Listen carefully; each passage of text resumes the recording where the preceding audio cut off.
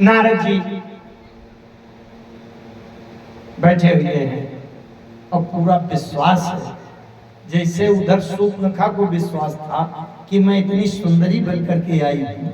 अरे राम क्या है, कोई भी देखेगा तो लट्टू हो जाएगा, वो तो हो ही जाएगा दीवार। इसी तरह नारद जी के मन में है कि मुझे भगवान ने इतनी अच्छी सुंदरता दे दी है कि जो भी सुंदरी कन्या देखेगी वो माला डालेगी। अब वो विश्वमोनी कन्या निकली लिए माला।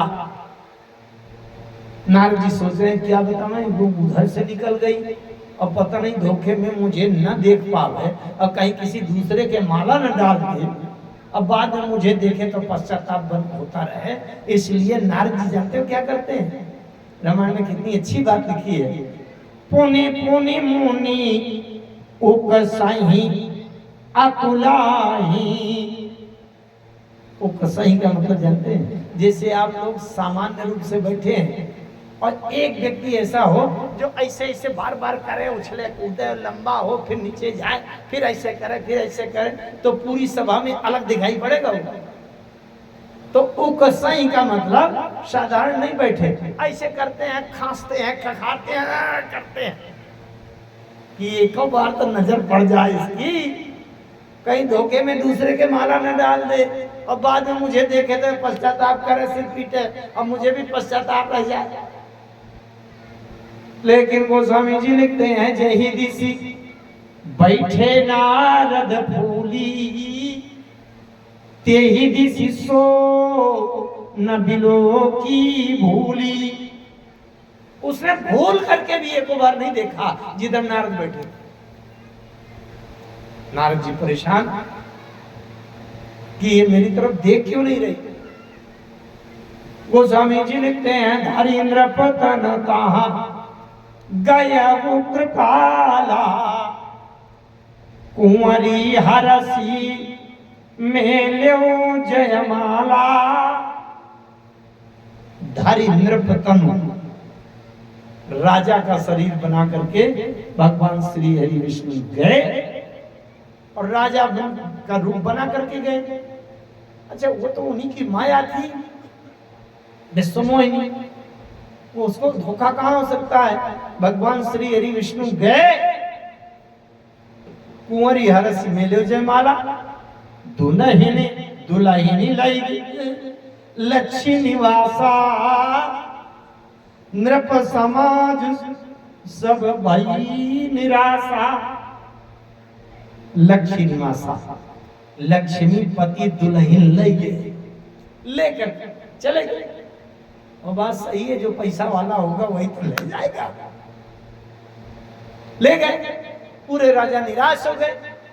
अब शंकर जी के जो दुई गण बैठे थे,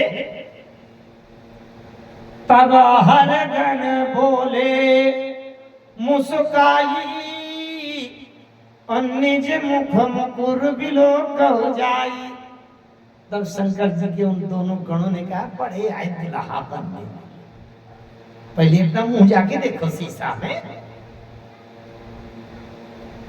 समझते हैं,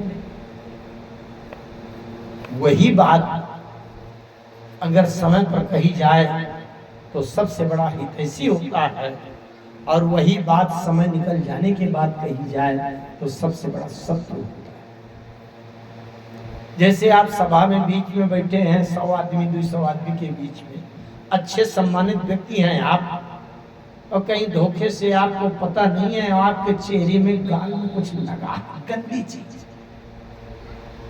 आपकी बदनामी होने नहीं पाई और हमने देख लिया, किसी ने देख लिया और आपके कान में धीरे से कह दिया, सुनिए भैया आपके गाल में कोई गंदी चीज लगी, इसको साफ कर दीजिए, तो आप उसके सबसे बड़े हितैषी हैं। समझ रहे हैं कि नहीं भाई, बदनामी नहीं हुई, काम नहीं बिगड़ा, आपने धीरे से बता दिया, गाल में साफ कर दीजिए, आपके चेहरे को लगा, तो आप मित्र हैं। अगर आपकी बदनामी हो गई, बेइज्जती हो गई और वहां हंसी खिल्ली उड़ गई और उसके बाद किसी ने देखा, देखो जाके शीशे में क्या लगाए बैठे हो, तो फिर उससे बड़ा दुश्मन कोई नहीं। ये रुद्रगण जो कहते हैं कि निज मुख मुकुर बिलोकहु जाए। मुकुर माने शीशा, अपना मुंह शीशा में देखो। तो जब तक बदनामी नहीं हुई थी, वो सुंदरी हाथ से नहीं गई थी, उसके पहले अगर धीरे से कह देते शंकर जी के गण नारद जी के कान में कि महाराज देवर्षि ये आपका चेहरा क्या हो गया, जरा कहीं जाकर के देखिए, तो बुराई नहीं थी। वो सच्चा मित्र है, ऐसी है। लेकिन ये दुष्ट वृत्ति है कि जिसकी बदनामी, हंसी, नुकसान हो जाए, उसके बाद खिल्ली उड़ाकर हंसी करके कहे अपना मुंह देखो, जाके शीशा में अपना चेहरा देखो, बड़े आए दुल्हा बनने वाले, विवाह कराएंगे, दमान बनेंगे। अब बदन दीखे मुनि बारी निहारी, अस कही दो भागे भय भारी। ऐसा कह करके दोनों भागे, समझ गए कि गड़बड़ होगा, अब कुछ न कुछ कर देंगे। बदन दीख मुनि बारी निहारी, नारद जी ने जल में देखा तो वहां उनको बंदर का रूप दिखाई पड़ा। अच्छा, अब वो बेश विलोक क्रोध बढ़ बढ़ा, बहुत जोर से क्रोध आया। अतिन ही सराप दीन यतिगारा, बड़ा जोरदार श्राप दिया। क्या? जाई निशाचर हो तुम कपटी पापी दो, हंस्यो हम ही सोले फल, बहुरी हंस्यो हंस्यो मुनि को। कुछ लोग नारद जी के इस प्रसंग में हंसा करते हैं। मैं उनसे बार बार कहा करता हूँ, भैया सावधान हो जाना, हंसना नहीं। उन दो रुद्र गणों ने हंसी उड़ाई थी नारद जी की, क्या दशा हुई, राक्षस बना दिया। और नारद जी ने क्या कहा? हंस्यो हम ही सो ले फल, मेरी हंसी उड़ाई है तो उसका फल तुरंत नगद ले। अब दोबारा जीवन में याद रखना, कभी हंसना नहीं। एक बात बताऊं मैं, वैसे हंसना तो स्वास्थ्य के लिए लाभदायक है, लेकिन किसी का उपहास करके हंसी उड़ाना कितना खतरनाक है। विश्व में विदित है, महाभारत जैसा युद्ध आज तक हुआ नहीं विश्व के इतिहास में। महाभारत जैसा विनाशकारी युद्ध कहीं हुआ नहीं। अब आपको शायद पता होगा, महाभारत के युद्ध के मूल में जड़ क्या है? एक बार जब इंद्रप्रस्थ में धर्मराज युधिष्ठिर यज्ञ कर रहे थे, तब दुर्योधन गया था, और दुर्योधन इंद्रप्रस्थ का वो महल देखने लगा था। उसमें जल में थल, और थल में जब जल का धोखा हो गया था, और जमीन भूमि समझ करके जैसे पैर रखा और वो जल के अंदर घुस गया। अब महलों से देख रही थी द्रौपदी, बड़ी जोर से खिलखिलाकर हंस पड़ी और कह दिया अंधों के अंधे होते हैं। उस हंसी के कारण दुर्योधन के हृदय में इतनी गहरी चुभन चोट लगी कि पूरा जीवन लगा करके महाभारत का विनाशकारी युद्ध का मूल कारण है वो द्रौपदी की हंसी। नारद जी श्राप देते हैं, वो निशाचर जाई तुम कपटी पापी दो, हंस्यो हम ही सोले फलो, बहुरी हंस्यो मुनि को। उनको तो निपटा दिया। अब उन्होंने नारद जी से हाथ जोड़ा, अरे बोले महाराज हमसे गलती हो गई, हर गण हम न विप्र मुनिराया, बड़े अपराध कीन फल पाया। हम शंकर जी के गण हैं महाराज, हमसे गलती हो गई, साधारण पंडित नहीं है। वो पंडित बने बैठे थे ब्राह्मण, उन्होंने कहा हम ऐसे साधारण ब्राह्मण नहीं है, हम शंकर जी के गण हैं। नारद जी ने कहा किसी के गण हो, श्राप लग गया, जाओ भुगतो। अच्छा तो वही जाकर के रावण को मकरण बने। एक बात बताऊं, मैं जब हनुमान जी गए लंका और हनुमान जी ने रावण को समझाने का प्रयास किया, मोह मूल बहुसूल प्रग त्यागहु तमय अभिमान, भजहु राम रघुनायक कृपा सिंधु भगवान। और जब रावण ने देखा, बोले बोला बिहसी महाअभिमानी, मिला हमें ही कपि गुरु बड़ ज्ञानी। अरे हमको गुरु मिल गया बंदर, जबकि हनुमान जी अंदर से शंकर जी, बाहर से हनुमान है, और शंकर जी वास्तव में गुरु हैं। रावण ने कहा गुरु जी आ गए, बंदर। हनुमान जी ने कहा मूर्ख कहीं के, यही तो विडंबना है। गुरु जी को गुरु जी तो मान लिया, पहचान लिया, लेकिन मूर्ख कहीं के अभी भी बंदर देखने की दृष्टि तुम्हारी नहीं गई। अभी भी बंदर देख रहे हो? क्यों?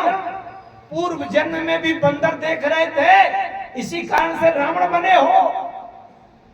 शंकर जी के गण हैं जो नारद जी के अगल बगल बैठे थे, और नारद जी बंदर का रूप बनाए थे, और ये बंदर की हंसी उड़ा रहे थे, तो नारद जी ने श्राप दिया, तभी तो श्राप रावण बना। हनुमान जी ने कहा मूर्खो, अभी भी तुम बंदरे देख रहे हो, बंदर देखने वाली दृष्टि नहीं गई। अच्छा, इनको तो हिसाब चिकता किया। अब नारद जी का क्रोध अभी शांत नहीं हुआ, अब आगे जा रहे हैं।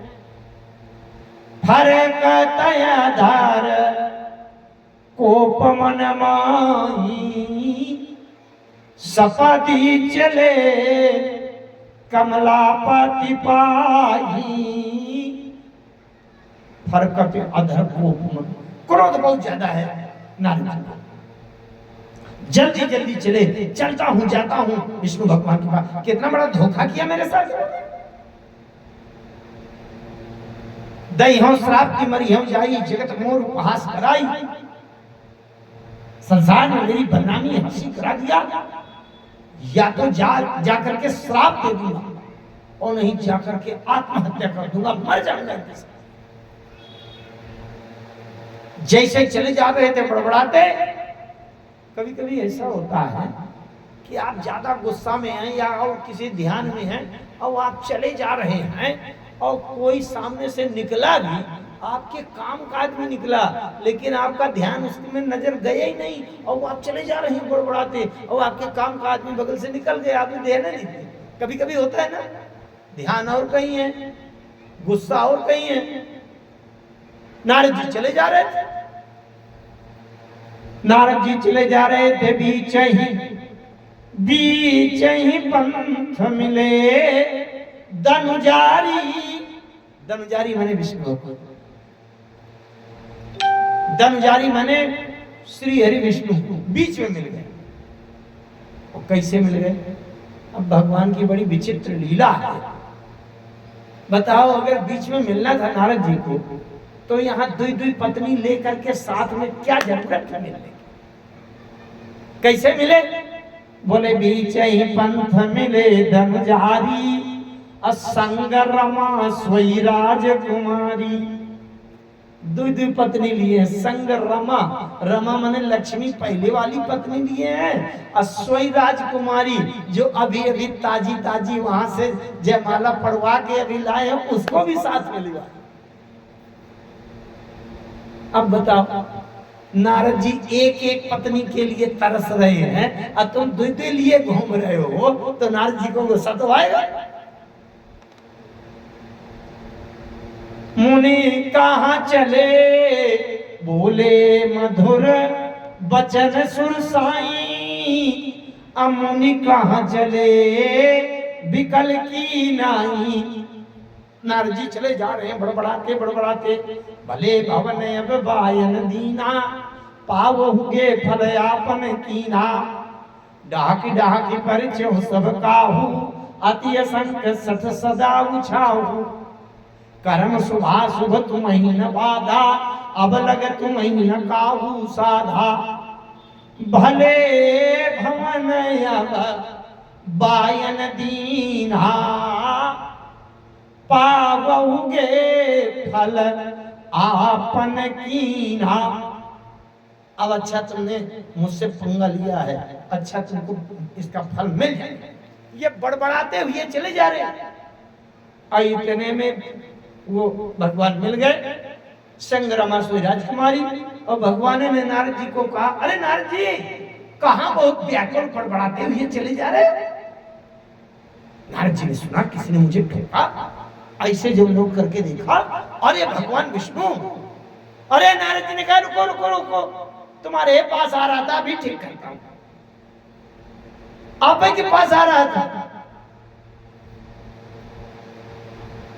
बोले नारद जी ने कहा आप के पास आ रहा था।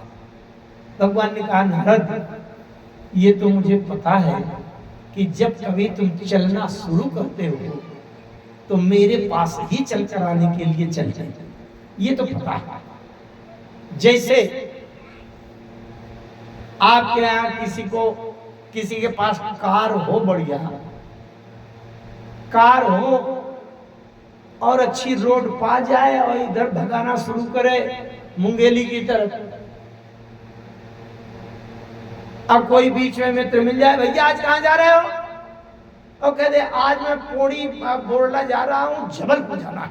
और भगा रहा है वो मुंगेली और तखतपुर बिलासपुर की तरफ आगे चला जा रहा है। तो कहेगा अरे रुको रुको, तुम कह रहे हो कि मुझे पौड़ी उधर जाना है जबलपुर, अब तुम जा रहे हो इधर उल्टा उल्टा कहा जा रहे हैं। नारद जी जा रहे हैं भगवान के पास।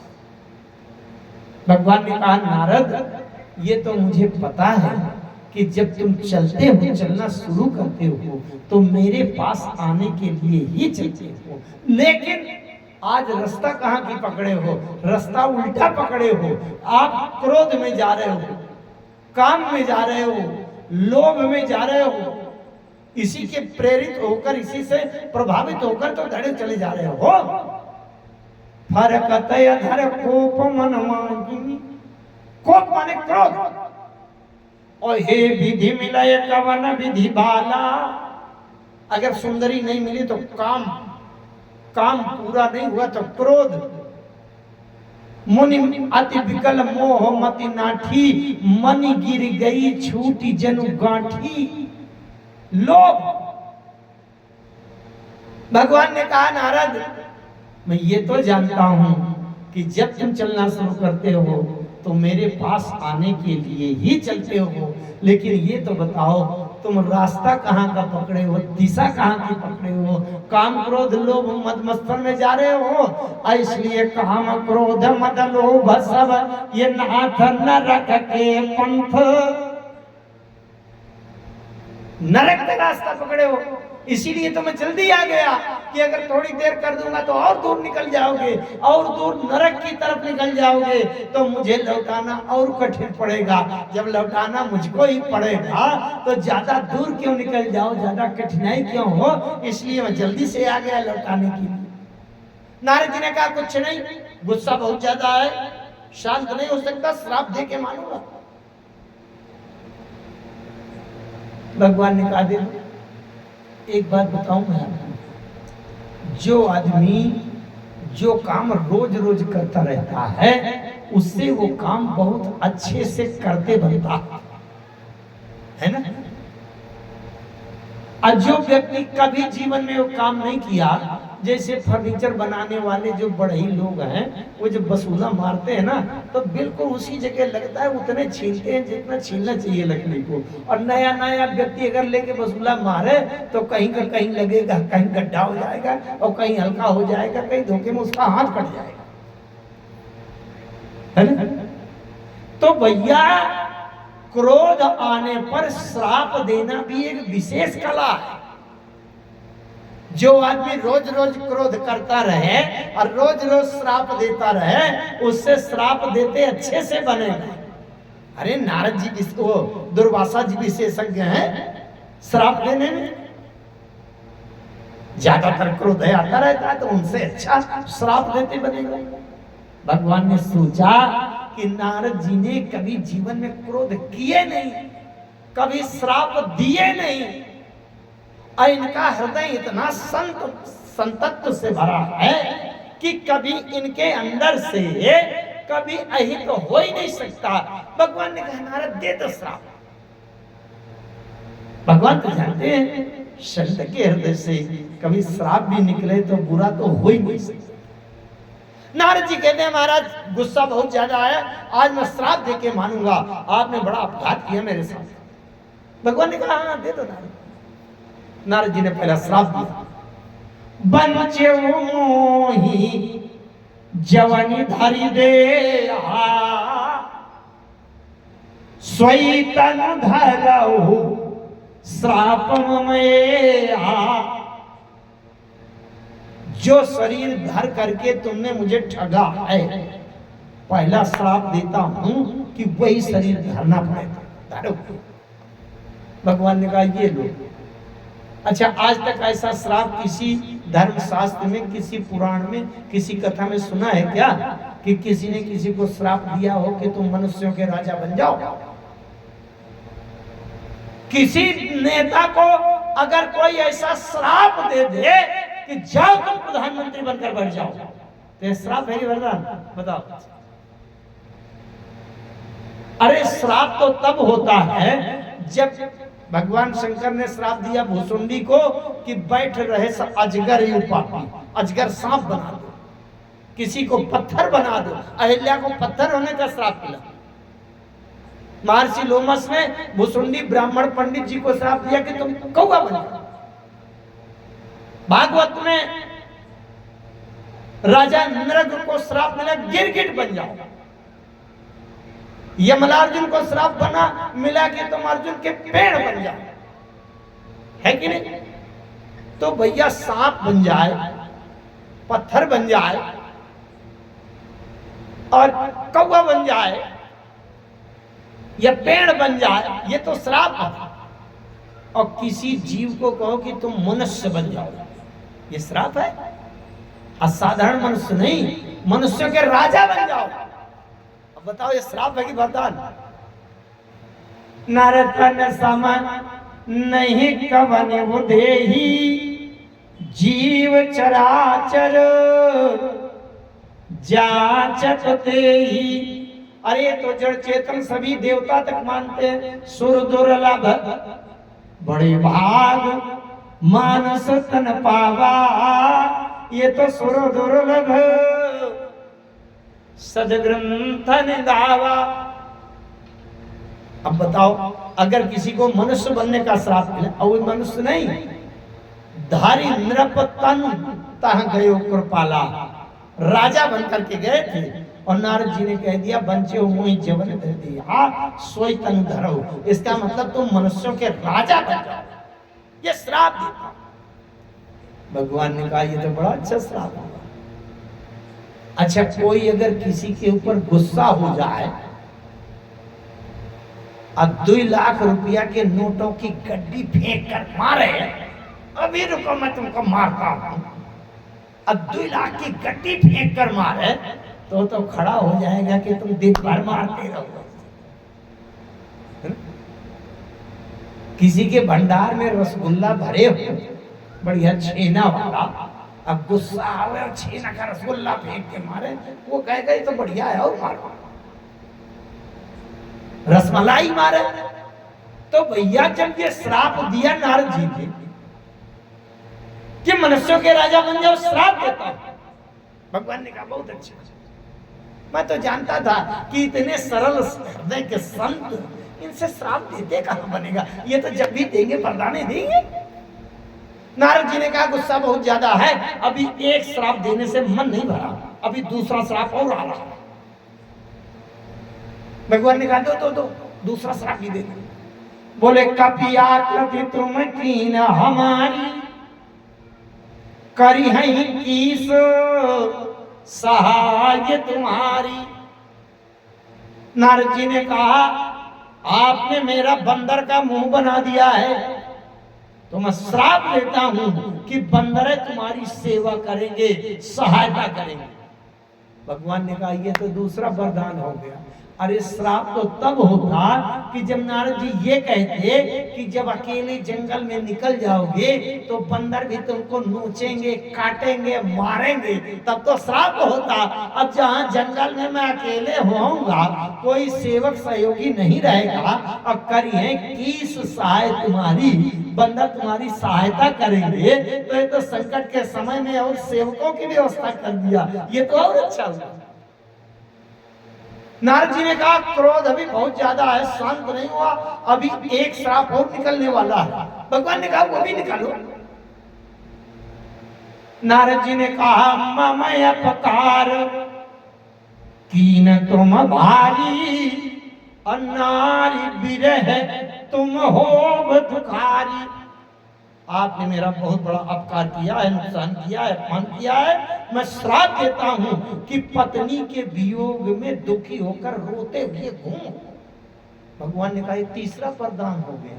अरे श्राप तो तब होता जब नारद जी ये कहते कि जैसे विवाह के लिए मैं ललक रहा था, मेरा विवाह नहीं होने दिया, इसी तरह तुम भी ललकते घूमोगे और जिंदगी में तुम्हारा विवाह कभी नहीं होगा, उसी तरह अनब्याहे रहूंगा, भिड़ोगे, तब तो ये श्राप होता।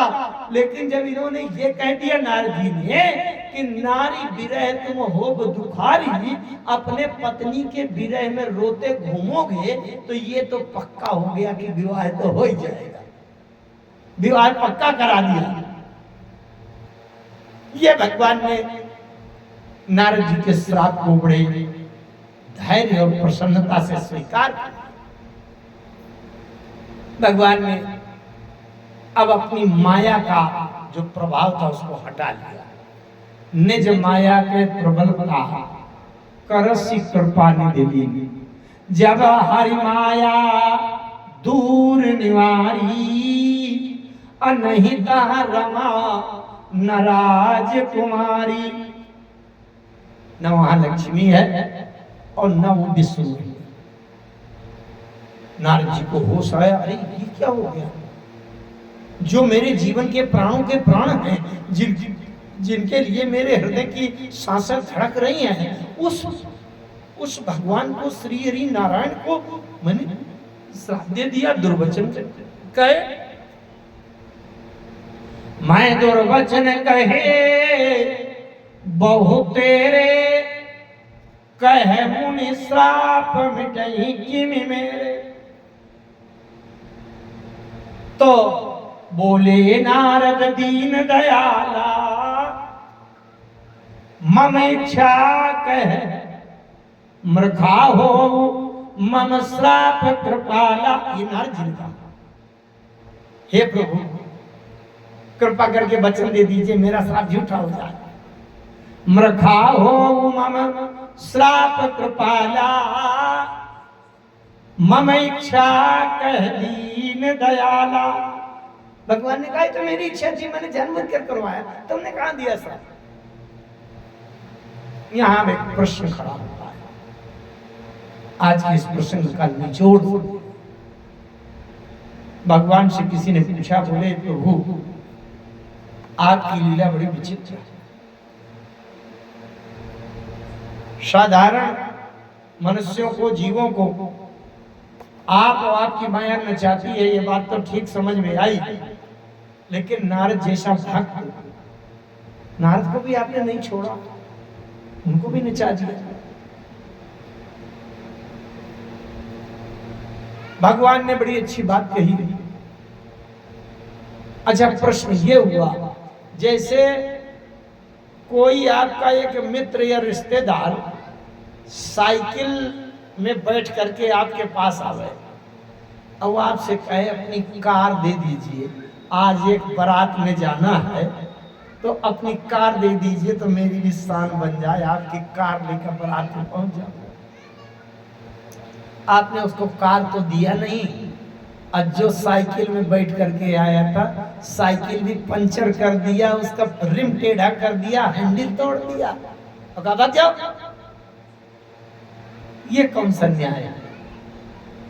अरे ये तो ठीक है कि आप अपनी कार देना चाहते हैं कि नहीं देना चाहते, न दीजिए, इसमें बुराई नहीं है, लेकिन बेचारा जिस साइकिल में आया था, कम से कम उसकी साइकिल तो सही सलामत लौट जाने दो। साइकिल के रिम तोड़ दिया, हैंडल तोड़ दिया, पंचर कर दिया, टायर ट्यूब फाड़ दिया, अब कहाँ भग जाओ? ये कौन सी बात? मेरे कहने का मतलब ये, भगवान से प्रश्न किया गया, प्रभु नारद जी आए थे आपके पास सुंदर बनने के लिए, आप बना सकते तो बना देते सुंदर, अच्छा रूप दे देते। और अगर आप अच्छा रूप नहीं दे पाए, सुंदर नहीं बना पाए, तो कम से कम नारद को बना रहने देते, बंदर तो न बनाते। ये आपका कौन सा नियम है, कौन सा न्याय है? भगवान ने कहा देखो, मैंने 2 घंटे के लिए नारद जी को बंदर बना करके समझा कि नारद जी को बंदर बनने में कैसा लगता है। अगर अच्छा लगता हो तो बताना, फिर मैं जिंदगी भर के लिए बंदर बना दूंगा।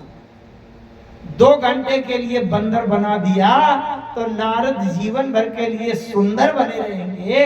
अगर 2 घंटे के लिए सुंदर बना देता तो नारद जीवन भर के लिए बंदर बन जाता। कई बातें भगवान ने कही। भगवान ने कहा एक तो मेरा भक्त नारद अगर मेरी भक्ति से नाता जोड़ने की बात करता तो मैं भक्ति से नाता जुड़वा देता। और नाता किससे जोड़ रहा है? मेरी माया से। ये विश्व मोहिनी क्या है? माया, जो संपूर्ण विश्व को मोहित कर लेती है अपने चक्कर में, ये माया है विश्व मोहिनी। और नारद मेरा भक्त है। बताओ, मेरी माया की सुंदरता के चक्कर में फंसकर और माया के साथ गांठ बांधना चाहता है, तो एक तो मैं अपने भक्त की गांठ माया से बंधने नहीं देता। दूसरी बात यह है कि अगर 2 घंटे के लिए मैं सुंदर बना देता तो सुंदर बनने के बाद विश्व मोहिनी गले में माला डाल देती। अब विश्व मोहिनी नारद जी की पत्नी बन जाती। जब पत्नी बन जाती तो आगे चौपाई रामायण की क्या कहती है कि नारी विवश नर सकल गोसाई अनाचहि नट मरकट की नाई। अगर विश्व मोहिनी नचाने वाली माया नारद के जीवन में पत्नी बनकर आ जाती तो नारद जी को जीवन भर नचाती। कैसे? मरकट माने बंदरों की तरह नचाती। इसलिए मैंने 2 घंटे के लिए बंदर बना दिया कि नारद का जीवन सुंदर रहा, बचा रहे। अच्छा, एक बड़ी सार गर्भित बात, अंतिम निचोड़ इस प्रसंग का बड़ा तात्पर्य। नारद जी भगवान के सबसे अच्छे सुंदर भक्त हैं। एकाग्रता से समझना, हमारी माताएं बहुत अच्छा समझेंगी। बहुत अच्छे नारद जी, बहुत अच्छे सुंदर भक्त हैं। इन माताओं के गोद में छोटा सा बालक अगर बहुत सुंदर हो, बहुत सुंदर हो, कोई देखे देख के रह जाए तो उस बालक को एक खतरा रहता है। काहे का? नजर लगने का। कहीं नजर न लग जाए। नजर लग जाती है कि नहीं? और नजर 3 लोगों की ज्यादा लगती है। एक तो ये माताएं स्वयं अपने बालक का जब श्रृंगार करेंगी तो श्रृंगार करते करते हृदय उछल पड़ेगा, आहा कितना अच्छा लगता है। कभी कभी माँ की नजर लग जाती है। जैसे राम जी है ना, और जब कौशल्या जी देखती हैं राम जी को तो निरखई छवि जननी तृण तोरी। तृण माने तिनका। कौशल्या जी जब कभी राम को देखती हैं तो राम को देखने से पहले कौशल्या जी एक तिनका उठा करके और आंखों के सामने करके तिनका तोड़ के फेंक देती है, ताकि मेरी जो नजर है वो तिनका में चली जाए, राम को न लगे। इतने सुंदर राम। एक बार क्या हुआ कि राम जी थोड़ा सा बड़े हो गए थे, लेकिन थे बालक, और इससे घुटनों के बल घूमते थे, कभी कभी खड़े होकर के भी घूमते थे। तो आंगन में घूम रहे थे आंगन में जो खंबा लगे हैं दशरथ जी के महलों में, उनमें मणियां चिपकी हुई और मणियां ऐसी सुंदर लगी हैं कि उनके सामने, मणि के सामने कोई चला जाए तो उसका मुंह दिखाई पड़ता था, रूप दिखाई पड़ता। एक बार राम जी घूमते घूमते आंगन में एक खंबे के सामने खड़े हो गए, उसमें एक मणि लगी थी और मणि में राम जी का प्रतिबिंब दिखाई पड़ने लगा, रूप, जैसे शीशा के सामने अपना रूप दिखाई, राम जी को अपना रूप दिखाई पड़ने लगा। राम जी बड़े ध्यान से ऐसे देखने लगे, ये तो बड़ा सुंदर है। कौशल्या जी ने दूर से देखा कि राम खंबे की मणि में अपना रूप देख रहा है। कौशल्या जी पीछे से दौड़ती दौड़ती जल्दी से आई और राम जी की आंखें ऐसे बंद कर लिया। राम जी ने कहा, अरे मैया खोलो, देखने दो, बहुत सुंदर है। कौशल्या जी ने कहा, नहीं राम, देखने नहीं दूंगी, तुम क्या जानो, तुम इतने सुंदर हो कि मुझे डर लग रहा है कि तुम्हारी नजर तुमको लग जाएगी, इसलिए मैं तुमको देखने नहीं दूंगी। रामायण में लिखा है, रूप राशि नृप अजीर बिहारी, नाचहि निज प्रतिबिंब निहारी। कौशल्या जी ने कहा, राम तुमसे ज्यादा भाग्यशाली हम हैं, तुमने तो केवल अपना प्रतिबिंब देखा है, उस मणि में अपना रूप का वो देखा, प्रतिबिंब, छाया। कौशल्या जी ने कहा, हम कितने भाग्यशाली, मैं कितनी भाग्यशाली हूं राम, कि शीशा दर्पण की बात नहीं है, सीधे तुम्हारा बिंब देखती हूं। हम कितने भाग्यशाली हैं कि राम जी का बिंब। तो राम जी को कौशल्या जी की नजर लगने का खतरा रहता था, तो कौशल्या जी तो तिनका तोड़। एक दिन क्या हुआ, गोस्वामी तुलसीदास जी के लिखे एक ग्रंथ है गीतावली, गीतावली में वर्णन आया कि एक दिन कौशल्या जी ने राम जी का श्रृंगार किया और उतने में स्वयं तो तिनका तोड़ देती थी, अपनी नजर नहीं लगती थी, लेकिन एक पड़ोसन आई, एक पड़ोसन आ गई उसी समय। अरे आ जाती है ना अगल बगल वाली, कोई मही मट्ठा मांगने तो कोई दरबार करने तो कोई कुछ आ गई। उसने कहा, राम तो बहुत अच्छा है, राम तो बहुत अच्छा है, देखो कितना प्यारा है, लेकिन थोड़ी एक आध बार खिलाया, उछल कूद किया, बाद में चली गई। और जब चली गई तो राम लगे रोने। गीतावली में बात आई है, कौशल्या जी संभाल रही है, राम रो रहे हैं, न ठाड़े रहे, न बैठे रहे, न दूध पिए, न बाहर न भीतर, कहीं नहीं रह रहे। कौशल्या जी गई दशरथ जी के पास, अरे महाराज देखिए राम जी रो रहे हैं, तब से न ठाड़े रहे, न बैठे रहे, न दूध पिए, अनरसे हैं, बिल्कुल रोते चले जा रहे हैं, जल्दी से गुरु जी को बुलाओ, वशिष्ठ जी को बुलाओ। वशिष्ठ जी को बुलाया गया। वशिष्ठ जी ने आकर के देखा, वशिष्ठ जी ने बता दिया कि किसी पड़ोसन की नजर लग गई है राम। दशरथ जी ने कहा, फिर करो उपाय जल्दी से। मोर का पंख लेकर के और नरसिंह मंत्र से झाड़ा फूंक दिया, झाड़ फूंक कर दिया, राम जी प्रसन्न हो गए। भगवान कृष्ण को भी नजर लग जाती थी, जब नजर लग जाती थी तो गौशाला में और गंगी गाय थी, उसकी पूंछ से झाड़ते थे ऊपर सिर से, तब कन्हैया की नजर हटती थी। ध्यान से सुना, बस थोड़ी सी बात 5 मिनट की है, बड़ी पर विराम दे रहा हूं। 3 लोगों की नजर लगती थी। अरे माताएं क्या उपाय करती हैं कि छोटे से सुंदर अपने लल्ला की नजर न लगे किसी के, बहुत एक पक्का उपाय करती है। वो उपाय बता दूं बस 2 मिनट। 3 लोगों की नजर लगने का खतरा रहता है, या तो माँ की नजर लगेगी, या पड़ोसन की नजर लगेगी, अथवा अपनी स्वयं की नजर लगेगी। 3 की लगेगी।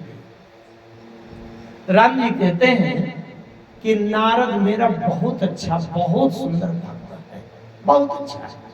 जैसे माँ को अपना छोटा सा बच्चा प्यारा लगता है, सुंदर लगता है, राम जी कहते हैं उसी तरह मुझे मेरा भक्त बहुत सुंदर लगता है। जो ज्यादा अच्छा सुंदर भक्त होता है उसको नजर लगने का खतरा बना रहता है, या तो माँ की नजर लगती है, तो या तो नारद जी को भगवान की नजर लगे, या फिर पड़ोसन की नजर लगती है। तो पड़ोसन है इंद्र। इंद्र ने कहा था सुनासीर चरणम पुरवासा, तो इंद्र ने कामदेव को भेजा कि इसकी समाधि भंग करो। तो इंद्र की नजर से बच गए नारद। या तो तीसरी बात अपनी नजर लगती है, तो नारद जी को किसी दूसरे की नजर नहीं लगी बल्कि अपनी नजर लग गई। नारद जी ने कहा मैंने काम को जीत लिया, जीता काम अहमिति मन माही, मैंने काम को जीत लिया। तो नारद जी को अपने काम से जीतने की सुंदरता और भक्तिपना, वीरता, धीरता, वाहवाही में अपनी नजर लग गई, अहंकार आ गया। माताएं क्या करती हैं, अगर बालक बहुत सुंदर है और नजर लगने लायक है तो उसका बढ़िया पहले तो श्रृंगार करेंगी, नहला के और फिर तेल काजल लगा के सुंदर कपड़ा पहनाएंगी, बाल कंघी कर देंगी, आंखों में काजल लगाएंगी, ये सब सजाएंगी। और बाद में अगर बहुत सुंदर है तो उसके माथे में काला टीका लगा देंगी, ताकि गोरे गोरे बालक के सुंदरता में बीच में काला दाग दिखाई देता रहे, तो जिसकी नजर हो काले दाग में चली जाए। भगवान ने कहा नारद मेरा बहुत सुंदर भक्त है, इसलिए नारद जी के जीवन में एक काला दाग लगा दिया है कि बेटा नारद तुम भी काम के वशीभूत होकर तुम भी नाच चुके हो, तुम्हें भी क्रोध आ चुका है, तुम्हें भी अहंकार, मद, मत्सर, मोह सब कुछ आ चुका है। इसलिए कभी अब अहंकार न करना कि मैंने काम को जीत लिया। इसलिए नारद जी के जीवन चरित्र में एक काला दाग है, इसलिए है कि इसके जीवन में नजर न लगे, अहंकार न आए। नारद जी, लेकिन नारद जी के जीवन में एक कल्याण की क्या भावना है, बहुत तात्विक बात है।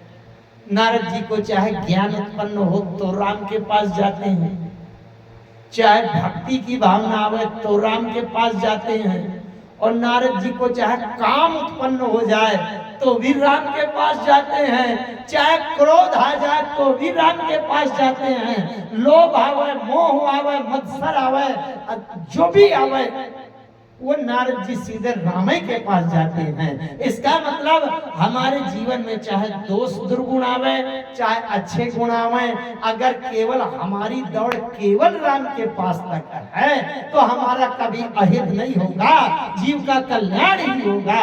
इसलिए जैसा भी बने वैसा हम राम का स्मरण करें, राम का स्मरण करें, राम की कथा से राम में समर्पण करें, यही जीव के कल्याण करने का एकमात्र उपाय है।